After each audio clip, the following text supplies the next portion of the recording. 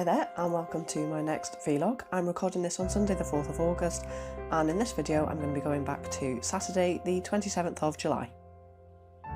To begin, I played through another episode of Doom 2016, which is available on my YouTube channel Support in Mind.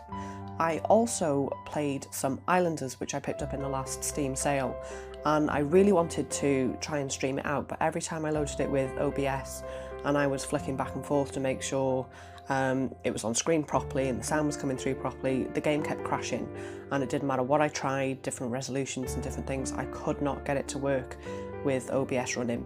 So I do want to look a bit more into that because I'd love to get that out on stream. It's such a relaxing game and I've really enjoyed playing it so far. So I will work on that and see if I can get it working. Basically, for anyone that hasn't seen Islanders, it's a very minimalist puzzle game almost. I think it's classed itself as strategy on the Steam page, but I'd say it's more of a puzzle game, and you start off on an island and you get given different building types basically, and you have to put the buildings down in order to get the highest score on that island. Some buildings don't like being next to others, and some buildings get a bonus for being next to others, so it's basically just moving the mouse or the controller around the map, trying to work out where you can get the most points for the buildings that you're putting down. And as I say, it's really chill. Really simplistic graphics, it's a cheap little puzzle game and I'm really enjoying it so far. I will do my best to try and, if I can't stream it out, get a recording that I can put up somewhere just so you can see it in action. As ever, with it being the weekend, my husband and I played through some Apex Legends and Overwatch, and they were streamed out on Twitch, Support in Mind. And we were on mic again this time around, though for some reason I was really quiet and echoey. I find it quite difficult to have the mic right by my mouth when I'm trying to drink as well, because it just pushes it out of the way and I just couldn't quite get the mic in the right space. But yeah, so apologies for anyone watching if I sound like I'm in a tin can. I will try and get that sorted for next time. Moving on to Sunday the 28th of July, I played another episode of Doom, again available on YouTube in Support of Mind. I also played a game that I hadn't played for quite some time, which I didn't stream out or record myself playing, but it's a game called Mini Metro. This game's also available on mobile. I'm not too sure about console. I will check and put it up here. It's probably everywhere, I would imagine. It's quite simplistic and easy to play. And again, it's a little bit of a puzzle game. You start off with a number of dots on the screen, usually about 2 or 3. And you have to connect those dots, and every time you connect a dot it's a train line, and you get a train going back and forth between those points, and as the level progresses you get more and more dots all over the map, and you have to continue connecting them with these trains. As you go along, as you start different years, different months, you get opportunities to have additional trains for a line or additional carriages for a line. And it's just being able to work out which your busiest stations are, how you can link them up so there isn't this huge hold up, and if you get too much of a hold up at any one station, that's game over. I really love Mini Metro. It's got a nice clean aesthetic, it's really easy to pick up and play and work out what you're doing. Not so easy to actually get a high score on the levels just because it gets so manic the more dots that appear on the screen and the more places that you need to link up, but really enjoyable and yeah, very chilled out, very fun, definitely recommend, and it's another cheap little puzzler. On the 28th, I also went to visit some family and we played some Knowledge is Power on the PlayStation 4, and for those of you who don't know what that is, it's part of the PlayLink series on the PS4, very similar to Buzz, if anyone's familiar with those quiz games back in the day, and very similar also to the Jackbox Party Pack games that are available also everywhere. I've got them on PC, but I know they are on console now as well. I think Knowledge is Power is a little bit more family friendly, even though maybe not so easy to just pick up and play, but definitely more family friendly. Knowledge is Power Decades has a series of questions running from the 80s to the 90s, the noughties and then the 10s, so it's a little bit more up to date than the original Knowledge is Power game. For these games, every person that wants to play has to download an app to their mobile device or tablet or however you want to play, and you all need to be on the same Wi-Fi network, which in most cases for most people I'm sure is fine, but I have heard of circumstances where people have found it a little bit awkward if they want to play for office parties, that type of thing, where the Wi-Fi networks can be a bit weird. but as I say, for general home play, I don't see that really being too much of a problem for people.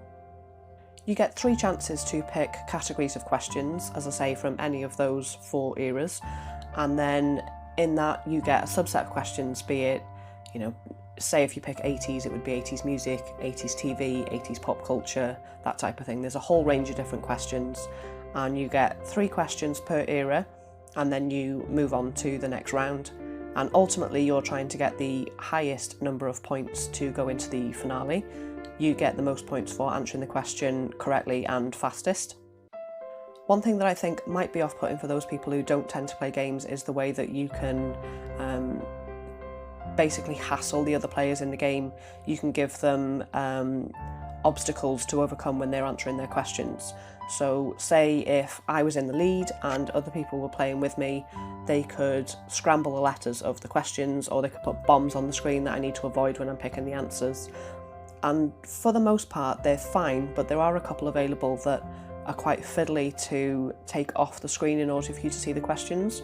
One in particular is one called Zippers, and what Zippers does is, for the 4 answers that come up on your screen, there's a zip across each question, so you have to run your finger along the zips to reveal the answers. And obviously if you get bad luck and you undo 3 zips and then the 4th zip is your final answer, then obviously you're going to be much slower answering the questions. So some of those can be a little bit frustrating, I would imagine, for people who either don't play games often or just don't want to have that hassle when they're just playing a simple quiz game. So moving on to Monday the 29th, I just got around to playing some more Islanders. As I say, really enjoyed playing it over the weekend, and again couldn't get it to work with OBS, so I did only play it offline and I didn't have any video archive or anything like that. I will carry on having a look and see if I can get that working, but honestly I'm having some trouble with my PC at the moment in terms of Overwatch and some crashes and different things, so I think I'm just going to have to bite the bullet and do a reinstall of Windows, which I'm not really looking forward to, but I'm hoping that I haven't got too much installed that it's just not going to be a complete nightmare to do. But I think I'm definitely at that point where I need to, and probably buy myself some more hard drive space as well. So yeah, I'll see how that goes in the near future, I think. Tuesday the 30th, my husband and I played some Overwatch. They've had an event on at the moment with the summer games being on, where you can unlock sprays and 3 epic skins for characters, very similar to the Baptiste event that they did previously. If you get 3 wins, you get a spray, 6 wins, you get a spray, and then 9 wins, you get an epic skin. And those have been running every week for the past 3 weeks, so we've been working our way to getting some victories to get those unlocked. On Wednesday the 31st, I recorded another episode of Doom for YouTube, support in mind, and I definitely jinxed myself on the last vlog where I was saying that easy difficulty was maybe a bit too easy. The last couple of episodes that I recorded since my previous vlog, I just got trounced in a few places. I think it threw every bad guy that there was to throw at me, and I did have a few deaths, so I think I got a little bit too cocky back there, saying that it was a bit too easy. But I am nearing the end. I'm maybe about 3/4 of the way through, so obviously expecting it to get harder, and maybe I need to be a bit more proficient with my guns and balancing out with the chainsaw and different things. But yeah, oh, it's such a good game. I just can't wait for Doom Eternal. I think it's going to be so much better, and I hope if you've been watching along on YouTube that you've been enjoying it as well. It's constantly cheap everywhere, on consoles and on PC, so if you do like what you see, obviously go and buy it and play through it, because it's a real adrenaline rush to play, and it's great. So also on the 31st I played a few offline games, which were Overwatch again, as I say, just unlocking those sprays and skins. I also played some more Golf Peaks and also Garden Flipper. Golf Peaks, as I've said before, I really want to work through and try and finish it. It just feels like one of those puzzle games that I know if I stick with it, I hopefully will be able to get through it.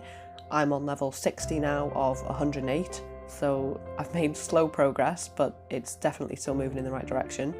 And it's such a simple premise, even though it does sound a bit weird if you're explaining it to people, being a mini golf card game, puzzle game.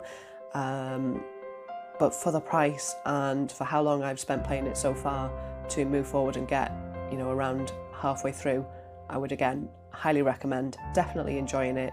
And as soon as I have a break and come back, I do tend to find that I can break through some puzzles that I've been struggling with before, just because I've come back to them with a clear head. On August the 1st, my husband and I played some more Overwatch. I think Overwatch has been our Apex Legends of this week, and also I can't believe that it's August already. This year is just disappearing, and it will very soon be Christmas, which is terrifying. So start putting those pennies away now, I guess, ready for all the present buying over the festive season. The 2nd of August I didn't get a chance to play any games. I'd had an invitation to a wedding evening reception which I attended with my family, and it was a lovely evening, really enjoyed it, and had far too much wine and Prosecco. And so when I got home, the only thing I was ready for was to pass out asleep. So I think we did try and play a round of Overwatch and I could barely see.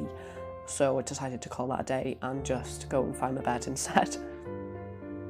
Today, Saturday the 3rd of August, I went to visit family and we played some more Knowledge is Power Decades, which I talked about earlier.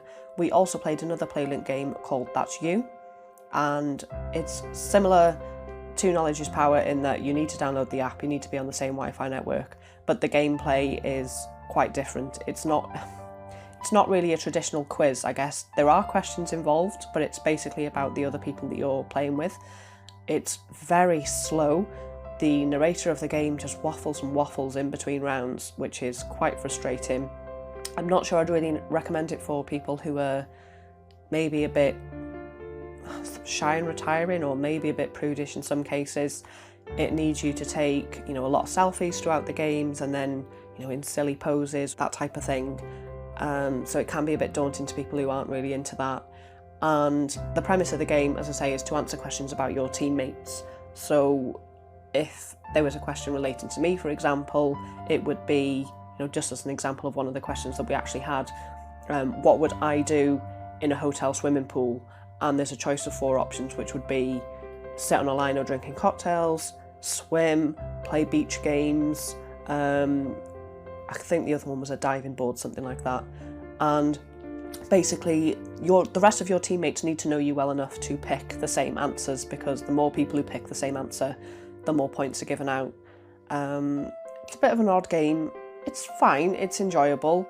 I don't think I like it as much as just a standard quiz game, and I think it does make some people playing a little bit uncomfortable, as I say, just in terms of the silly pictures and things like that you need to do. But I think if you've got a group of people who maybe had a few drinks, or that type of thing, just something a bit more silly than a traditional quiz game, I think check it out and see what you think.